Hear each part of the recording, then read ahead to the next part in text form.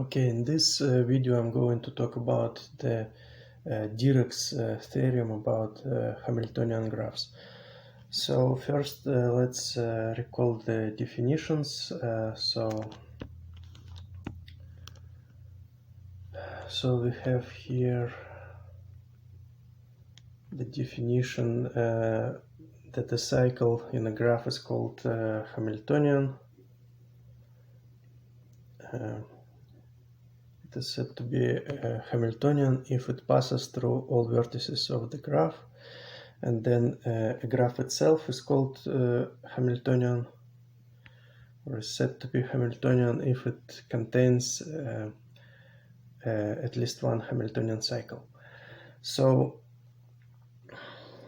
now the theorem that I'm going to prove now is Dirac's theorem, that basically is a sufficient condition for a graph to be Hamiltonian, and it says that if the degrees of all vertices is at least n over 2, where n is the number of vertices in the graph. So if all degrees are like this, then the graph is Hamiltonian. And so this is actually a weaker statement than the Oris theorem. So I made a separate video about this. There is Oris theorem that says basically the same thing, except the condition is weaker. So it says that for any two non-adjacent, U vertices UV such that U is non-adjacent, well, let's write it this way, for any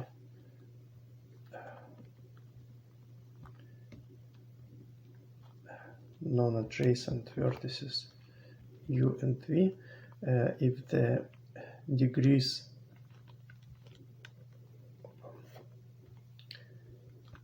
the sum of their degrees, degree of U plus the degree of V is greater or equal than n, then the graph is Hamiltonian. The graph is Hamiltonian.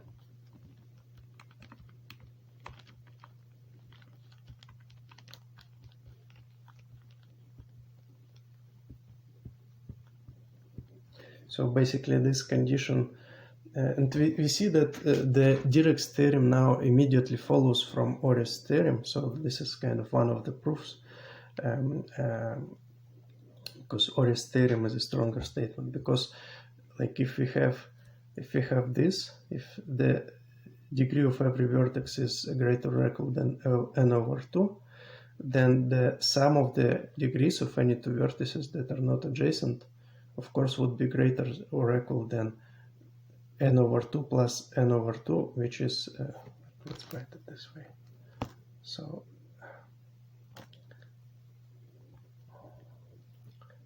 if we have this statement, so if the degree of V is greater or equal than 2 for any V,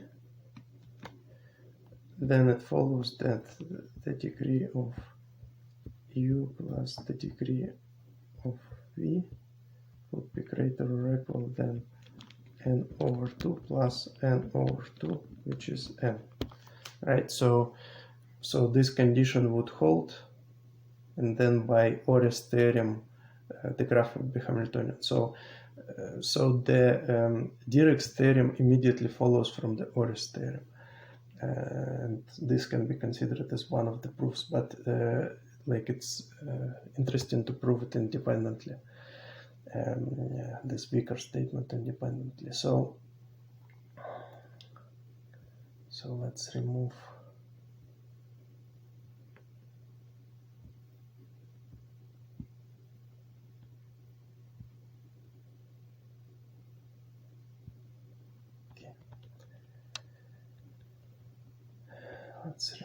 the Oris theorem.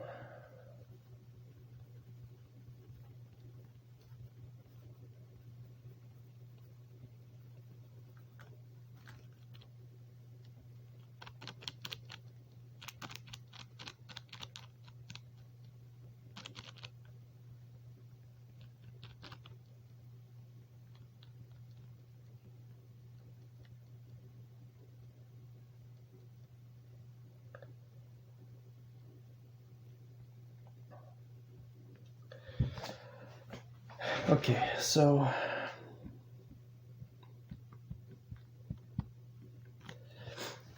the proof.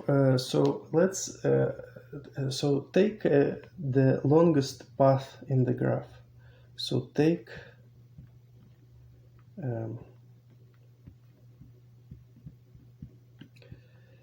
take the longest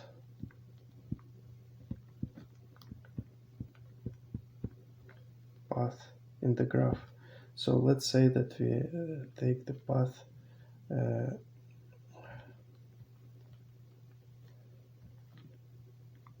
v1, v2, v3, and so on. And this would be vp, let's say. So p is the length of the path. So because it's the longest path, then v1, the first and the last vertex on this path, they are not connected to any vertices outside of the path, right? So v1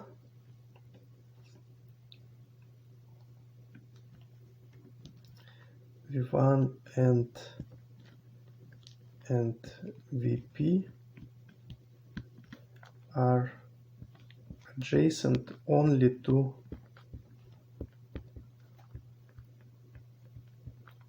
vertices in the path. So to other vertices v2, v3, and so on. Because if it's not true, because if it's connected, let's say vp is connected to some other vertex u here, then we can extend. Then this would be a longer path. v1 vp plus this edge would be a longer path, right? And the same for the first vertex. If some vertex u is adjacent to v1, then this would be from this edge plus this path would be a longer path. So this follows from from the fact that it's the longest path, right? So now, because we have this condition that the degree is greater or equal than n over 2, so we say that, so the degree from what we just stated, the degree of v1, so the degree of v1 is less or equal than p minus 1, because it can be adjacent only to the vertices v2, v3, and so on, vp. It cannot be adjacent to any other vertices. But on the other hand, this is greater or equal than n over 2 by the condition in the statement of the theorem. So from this we conclude that p is greater or equal than n over 2 plus 1. So we established a lower bound on the length of the longest path. So the longest path cannot be too short.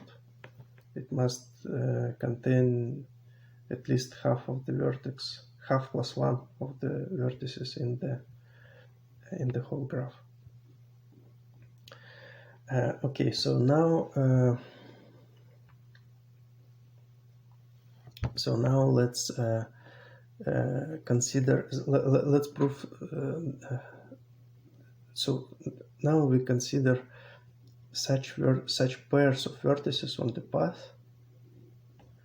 So let's say this path. So v1, vp. So we consider pairs of vertices vj plus 1, pair of consecutive vertices such that there is an edge between from v1 to vj plus 1 and an edge from vj to vp, right? So, and the claim is that such a pair of vertices, consecutive vertices vj plus 1 exists. So there exists J such that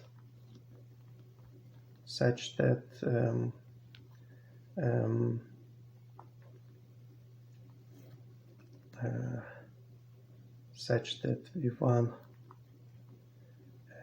Vj plus 1 and Vj Vp are edges. So these two vertices are V1 is adjacent to Vj plus 1 and Vj is adjacent to Vp. Okay, so let's prove this this claim. So basically we have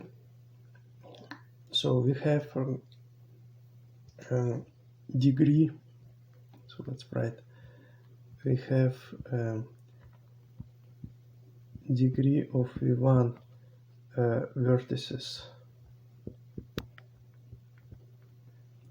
on the path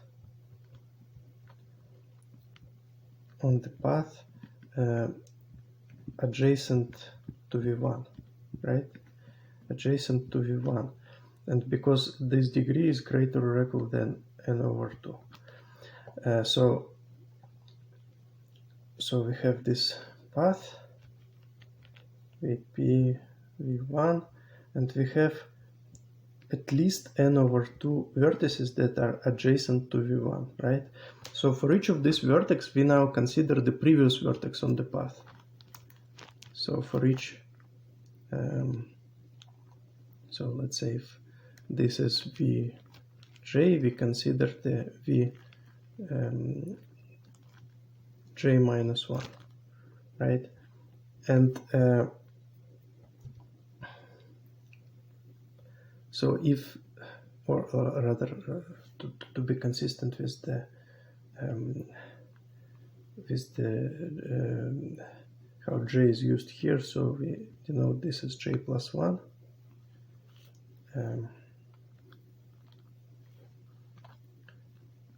J plus 1 and here as j. So if V1 is adjacent to some Vj plus 1, and there are at least n over 2 such vertices on the path, then we consider the previous vertex on the path Vj, and whether it is connected to Vp or adjacent to Vp.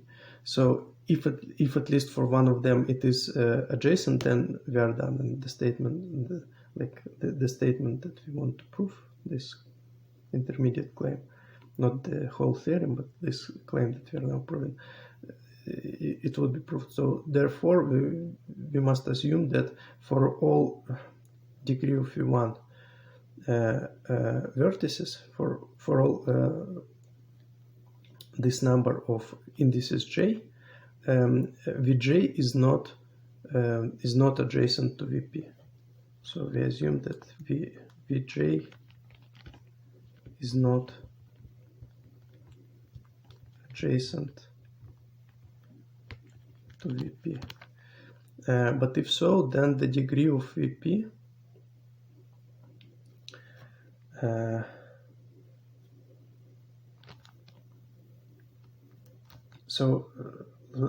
then we can establish a upper bound on the degree of Vp. So degree of Vp is less than equal than what? So there are at least n over 2 such indices j that Vj is not adjacent to Vp, right? So this degree then is less or equal than p minus 1, because this is all the numbers of the vertices except Vp.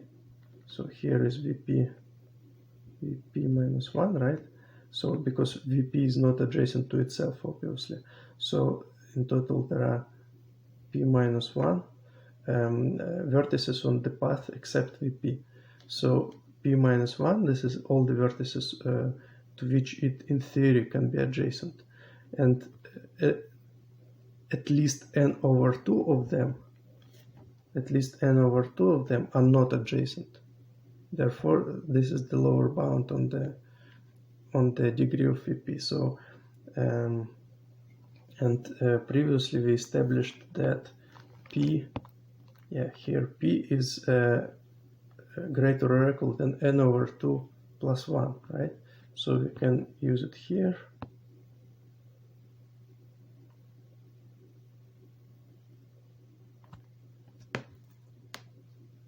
Oh no, we don't need to use it here because P is just, because we need an upper bound on P, not a lower bound. So P is just less or equal than n, because n is the total number of vertices in the graph. So n minus 1 minus n over 2, and this is equal to n over 2 minus 1. Okay, so the degree of VP is less or equal than n over 2 minus 1. But this is a contradiction since by the condition in the statement of the theorem, like the degrees, so like all degrees of all vertices are greater or equal than n over 2. So this is a contradiction that, let's write a contradiction that proves the intermediate claim.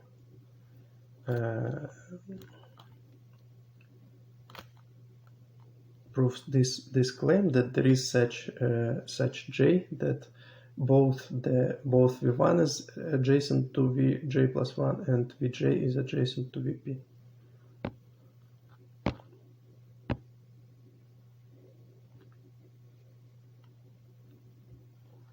So the claim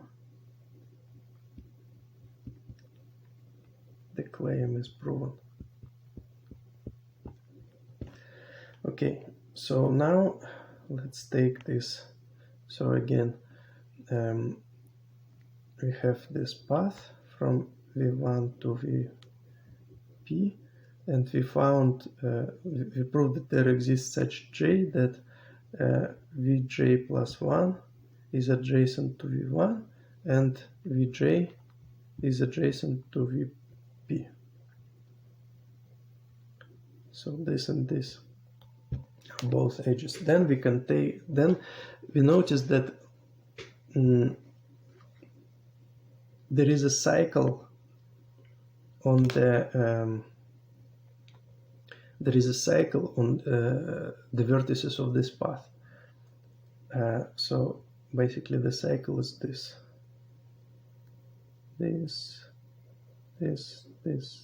and this.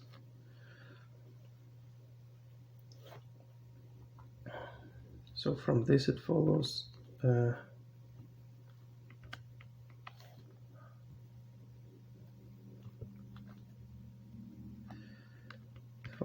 that there is a cycle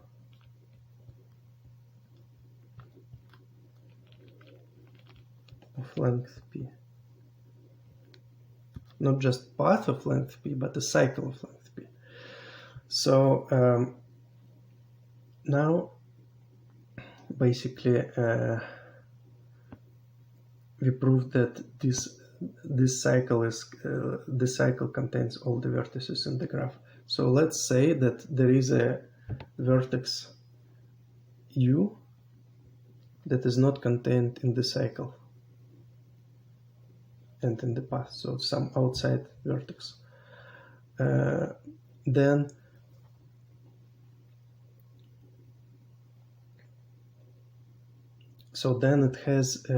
it has degree at least n over 2. So the degree at least n over 2 by the condition in the statement of the theorem, and so it is connected to at least half of the vertices. And P, we proved previously that P is at least, here P is at least n over 2 plus 1. So P contains, so the cycle contains at least half of the vertices in the graph. more than half actually. Yeah, more than half, because n over 2 plus 1. So the cycle of length p, it contains, so let's write here,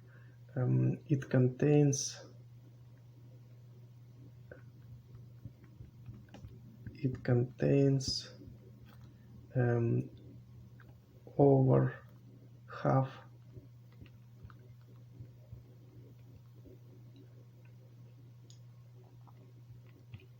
of the vertices of the graph.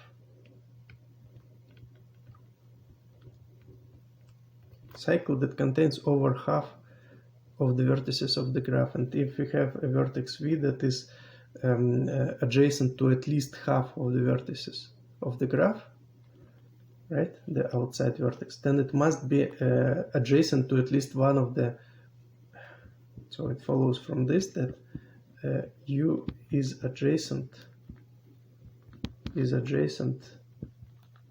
to at least one, at least one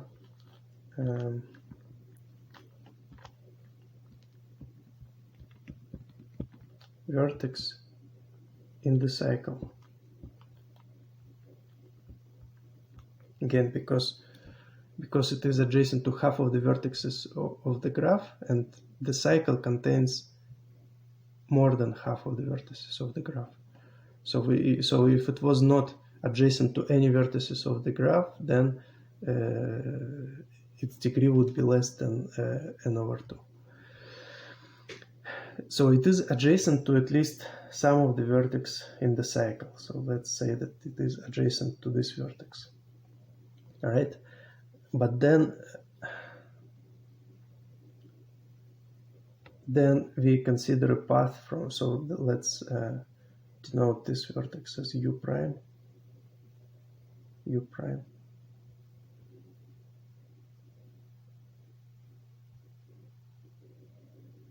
U prime. So then we consider a path. U prime. Then we go by the cycle. So okay, it's more convenient to draw it the cycle without this v1 vp. So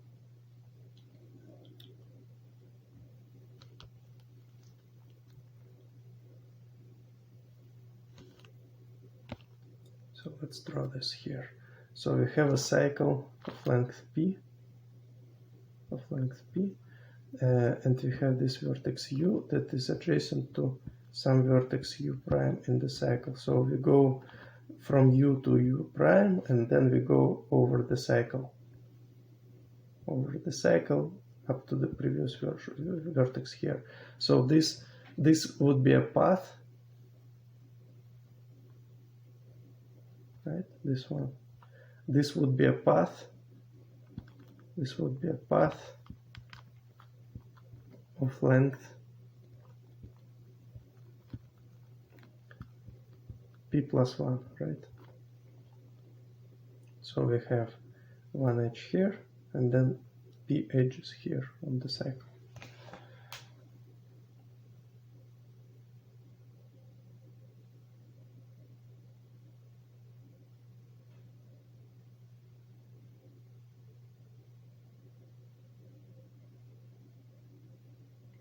No, the cycle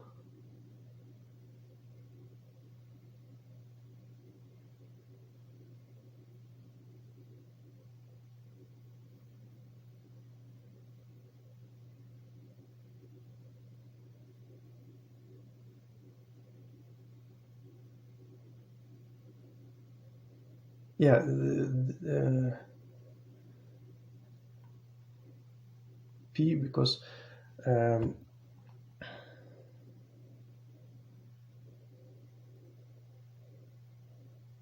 we need to be careful what we call the length of the path. The number of vertices in the path is at least p plus 1, because the number of edges in the path would be p.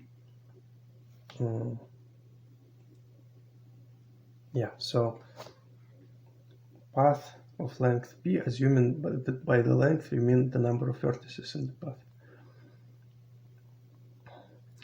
Yeah, so this would be a path, and it is longer than the original path that we took v1 vp. So because we remember that originally we took the longest path of length p, right? And now we found a path of length p plus 1, which is longer. So this is a contradiction.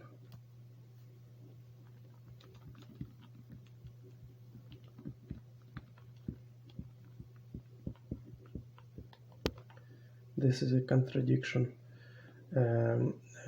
with the fact that p was the length of the longest path in the graph. Yeah, so contradiction that proves the theorem.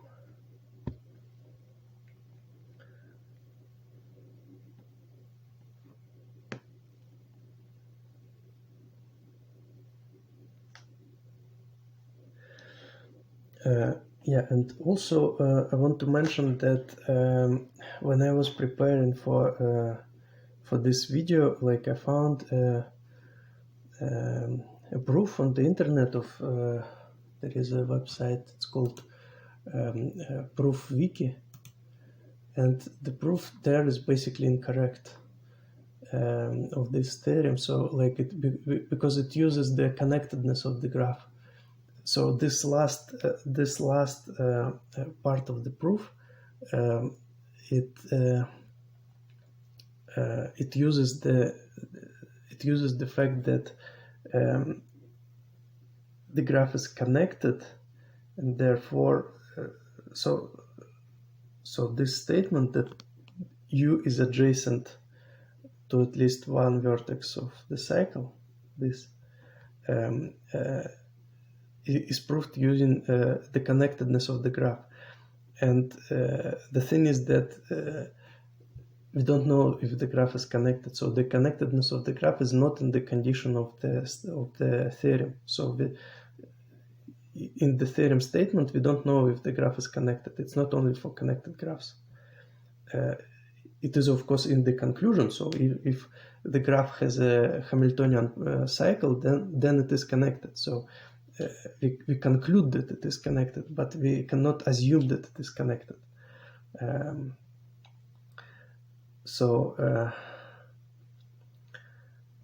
Yeah, so you need to be careful when you read some proofs that you find on the internet. Like sometimes they're incorrect. So I think I will make a separate video about this incorrect proof. But for this video, that's it. Yeah, and like if I make a separate video about this incorrect proof, I will leave a link to this video in the description of this video. Yeah, but for this video, that's it.